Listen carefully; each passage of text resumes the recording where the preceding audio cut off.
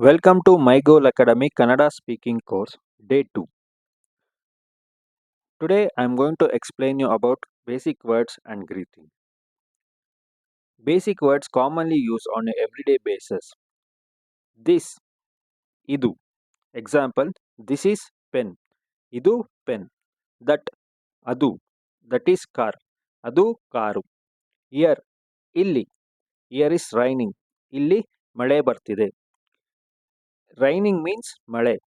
Where, ಎಲ್ಲಿ. Where are you? ಎಲ್ಲಿದ್ದೀಯಾ?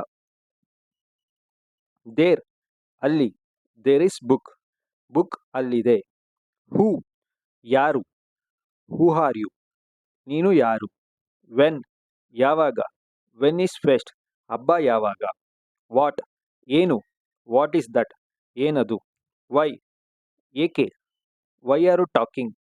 ಯಾಕೆ ಮಾತಾಡ್ತಿದ್ಯಾ. How, ಹೇಗೆ. How are you? ಹೇಗಿದ್ದೀಯಾ. Basic words daily routine.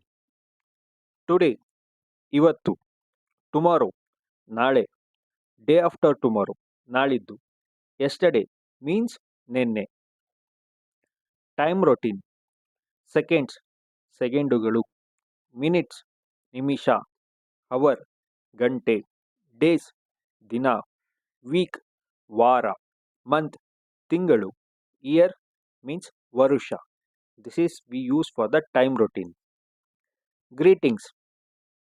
So when we meet any new person, this will be the very important.